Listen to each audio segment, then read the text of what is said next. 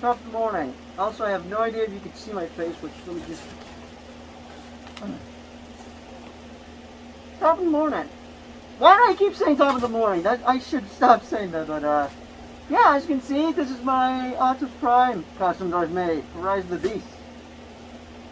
Now, I would wear this for the rest of the review, but I'm gonna save that for my official review for Rise of the Beast, because, ah,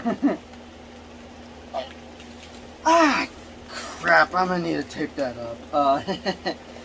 I need to get out of this thing, because I don't want to damage it too much. Oh god. I really didn't thought this through, but still though, I am gonna try to wear this for my review for Rise of the Beast, and good god, my hair's a mess.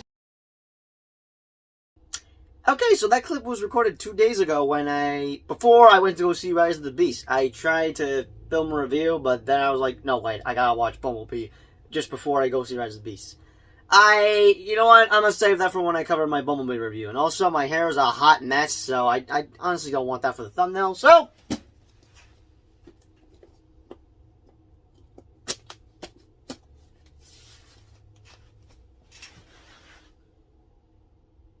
This is going to be for the thumbnail. Hello everyone, welcome back to another review. As of right now, I have already seen Transformers Rise of the Beast as of 2 days ago. And in about 2 days, actually, I'm going to be seeing The Flash since I was able to have my mom book tickets. So, when are you going to see the movie vlog? Alright, I'm going to take this off because you probably don't understand a goddamn word I'm saying underneath here. But, you gotta admit, this looks pretty cool, right? Such a damn shame I can't bring my entire freaking costume to Florida, where I'm going to be seeing Rise of the Beast again in IMAX. But still, though, let's pretend that I have not seen the movie, and that just... Oh, God. Oh, I did a terrible timing doing this review series. I should have done it back in May! But still, though, in case you could not understand a word I was saying, so yeah, I just saw Rise of the Beast 2 days ago, and in about 2 days I'm about to see The Flash. And when will you see a movie vlog for that? Well, since I don't want to get in trouble by WB, I'm probably going to post it either Thursday or Friday. Because I don't want to get in trouble by WB and upload on a Monday, because, I usually talk spoilers in my movie vlogs. But what about the movie vlog for Transformers? You'll see that once I'm done reviewing all the Transformers movies. I just gotta review Dark of the Moon, which is this, and then Age of Extinction, The Last Night, then Bumblebee.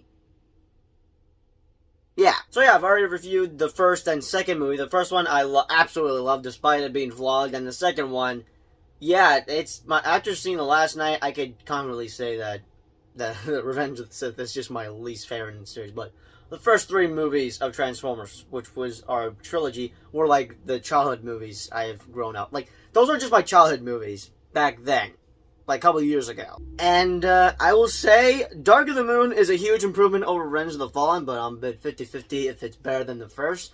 But I gotta say, Dark of the Moon is probably one of my favorite Transformers movies out there. I mean, I love all of them, well, almost all of them. I'd say my favorite would be either the first one, or the third one, or the fourth one, which, okay, I know everyone's not a fan of the last 2 movies we've done, and I'm talking about Age of Extinction and The Last Night, but I'm gonna talk about my thoughts on Age of Extinction in the next one. And speaking of which, I'm hoping to finish this review series before I go visit my dad next week, which I gotta pack. I'm literally gonna be out of here in 1 week. And I'm gonna be stuck with him for about either 13 days or possibly a month.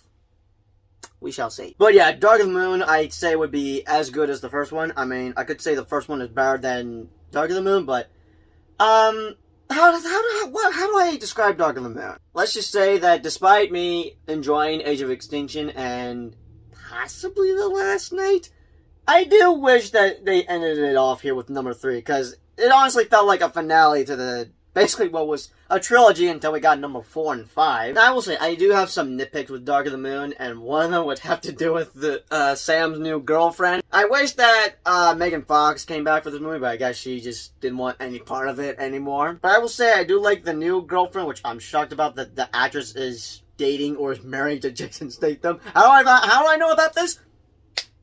They're at the Fast X premiere in Rome. But as much as I wanted Megan Fox to come back for this one, despite having a nitpick with Sam's new girlfriend, she's likable. I mean, I know most of the characters in Michael Bay's Transformers films are not totally likable, except for Sam for the first 3 movies, and I guess Kate Yeager.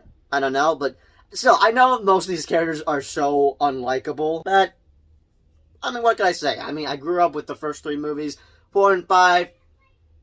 I'm probably 50-50 with one of these characters in the last 2 movies in the Bayverse films. But yeah, she's alright in this movie, but still, I hate to say, she is one of my nitpicks for Dark of the Moon. And also, I'm gonna have to stop it here. Not the video, mainly this clip, because the next clip you're gonna see me with a different hairstyle. Because I'm about to go get my hair cut right now, which is as much needed, because my hair's a hot mess. I tried to grow out my hair because I missed my quarantine hair, but that seems to be impossible. I don't know why can I not have long hair again? I mean, I didn't have like long hair, but just so though. I'm gonna see you all in the next clip with a haircut in 3, 2, 1.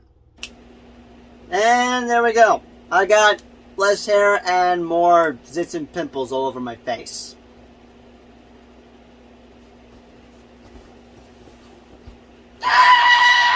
Alright, what was I saying? Alright, I was nitpicking about the new girlfriend, but she's fine. That's what I'm trying to say. I mean, I know most of the characters in Michael Bay's Transformers films are... No, I have already said that after I ended the clip. Well, what else was I going to say? Damn it! I probably should have taken notes, but, you know, I'm just gonna try and make this quick and short. I mean, I talk a lot about Dark of the Moon. I wanted to get my thoughts over with Revenge of the Fallen, because that movie is just not that great. I mean, there's some fun moments here and there, but it's just my least favorite. As for Dark of the Moon, yeah, it's 10 times better than Revenge of the Fallen, but, how do I describe this movie? So yeah, it starts off slow in the first act, and then we get things kicking in the second act, and then the third act. Yeah, this is the movie where we probably have the most Transformers action we've seen, unless that goes for Age of Extinction. I don't know, unless that also goes, actually, you know what? I think Rise of the Beast will take that, as that movie had a lot of screen time with the Autobots. No, wait, I'm saving that for my review for Rise of the Beast, damn it! But yeah, I will say, there are a few nitpicks here and there, like, for example, what the heck are these 2 actors doing in this movie? Like, what are they doing here? They got weird roles. I mean, one of them gets killed off by a freaking vulture Decepticon, who I immediately, like, as soon as the dude pops up, I'm like, I hate this dude's guts so much. And then we have this actor who's just pissed off at the other dude. Yeah, moving on. So back then, I had this as my most favorite in the series. Now, I kind of have the first one, since, you know, the first one's easily the best one, but I think we can all agree that the good ones for the series are just the first, third, then Bumblebee. I mean, I enjoy most of them. There's just some least favorites I got, and Revenge of the Fallen is my least favorite, and I thought The Last Night was my least favorite. We'll talk about my thoughts on that once I talk about Age of Extinction next, and then, yeah. Oh, I might as well bring up this topic that I've completely forgot to mention in the last 2 reviews. The composer, I'm probably gonna butcher his name, Steve Jablisky? Is that his name? Not only did Michael Bay directed 5 Transformers, but the composer also scored 5 Transformers films. As in, he did the soundtrack for all 5 of them, except for Bumblebee and Rise of the Beast. Those were different composers. Like, this is something I forgot to mention, but I'm like a huge fan of his music for the Transformers movies, especially for the first one, but I think his best work would have to be Age of Extinction. But I'm gonna save my thoughts for that in the next review. But yeah, he's just got some action-packed music throughout the entire movie of Dark of the Moon. Like, this, for example.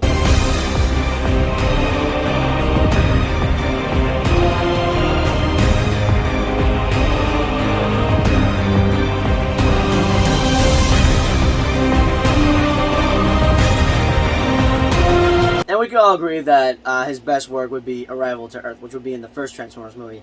And that is sort of brought up in the 4th one again? And 5th one, I think? I don't know. Actually, they do bring that back for the 7th movie in the series, as Bumblebee's the 6th installment, and then Rise of the Beast, not Titans, is the 7th installment. But yeah, Arrival to Earth I could definitely listen to on a loop.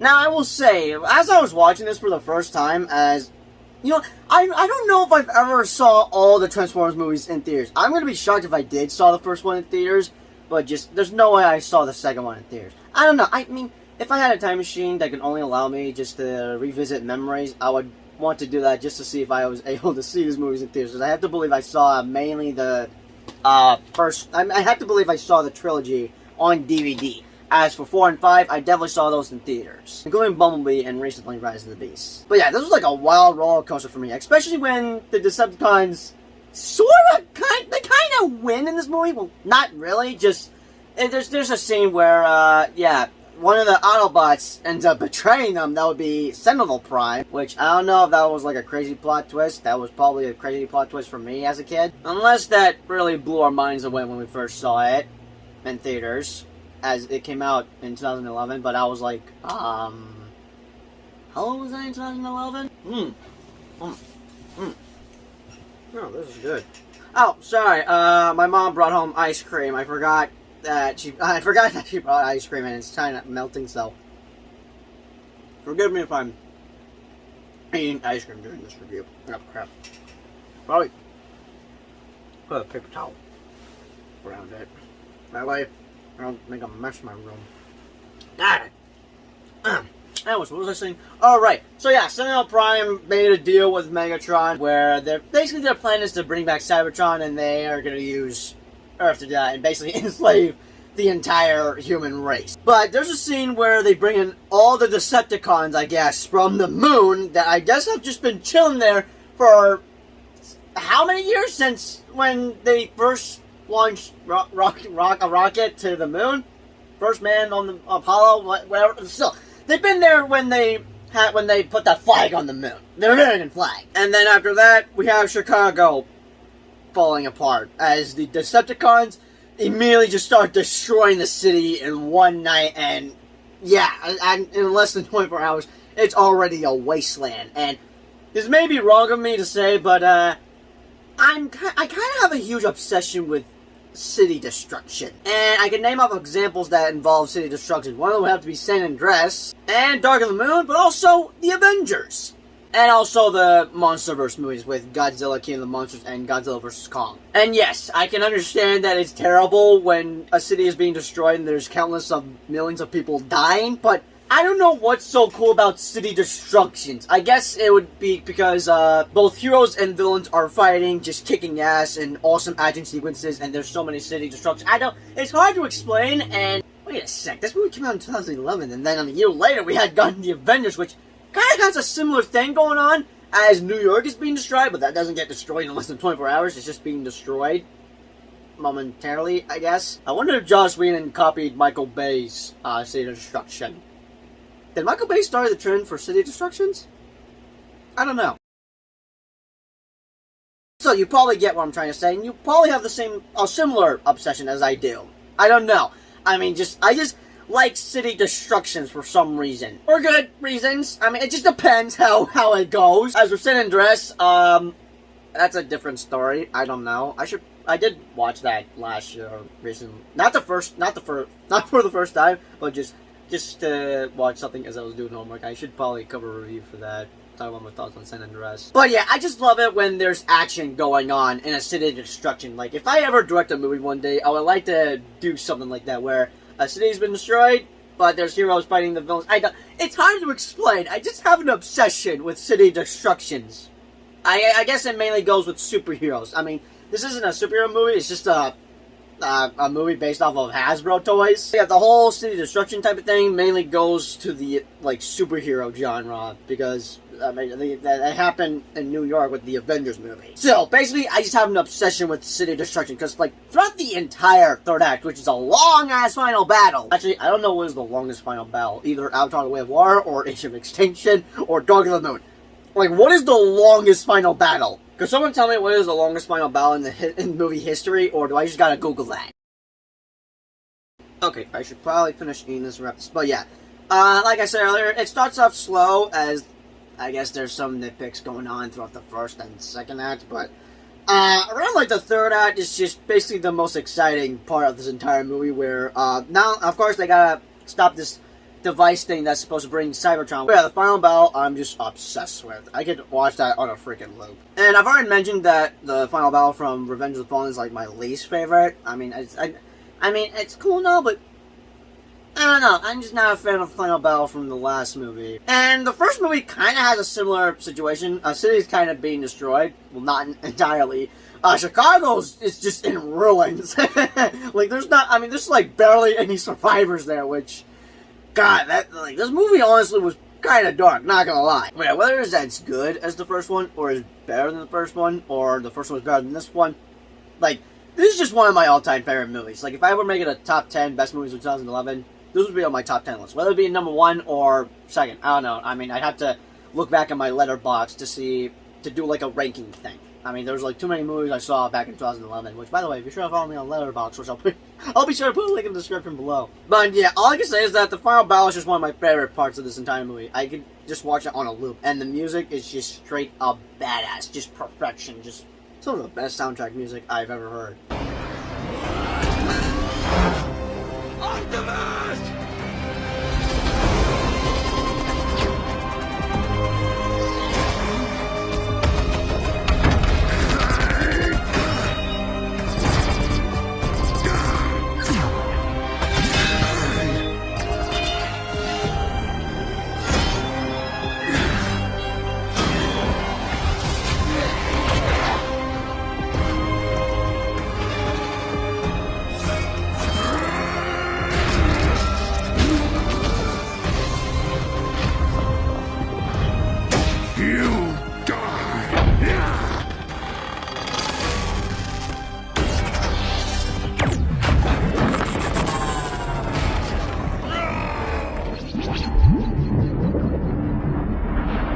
The way this movie was playing out, it basically felt like a finale, as it would make sense for it to feel like a finale since this is the third movie, and, I mean, it kind of ends abruptly after they've pretty much have won the battle, as Optimus Prime has no arm, and is just staring off into the sunset, and we're in space, and then, boom, another Linkin Park song plays, which is called...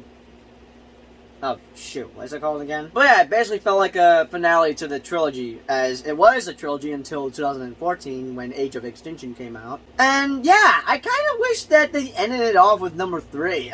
I mean, it's not a perfect trilogy, as the second one is just not great. But yeah, it was kind of like a perfect ending to the series. Until 3 or 4 years later, they decided to do another movie, which I wonder how they ended up making a 4th one. Like, whose idea was it to make a 4th one? Michael Bay? Or Paramount Pictures. So though, if I had to give it a rating, it'd be a 9 out of 10. I absolutely adore this movie. And like I said earlier, the best Transformers movies out there, for my personal list, would be 1, 3, and Bumblebee. I would add number 4, but we'll talk about my thoughts on that for the next one. But yeah, I guess that's all I should say for Dark of the Moon. I definitely should have taken notes for this, because I feel like I kind of butchered up this review, just trying to, I don't know, I feel like I just butchered up this review. Yeah, with that being said, I guess those are just my thoughts with Dark of the Moon. Be sure to let me know what thoughts, comments down below. And, yeah, which Transformers movie is your favorite in this trilogy that only has Sam Witwicky? As always, I'll see you guys in the next video. Peace out. Also, feel free to compliment about my haircut. Which, yeah, I'm a bit annoyed with this area. It's mainly because one time, a couple of years ago, my hair was sticking out, and I wanted to cut it because it was bothering me. It wouldn't stick down. But, that's a lesson learned for me. Because now it looks, I just can't, it just bugs me now. Okay, I'm going to end the review here. Bye!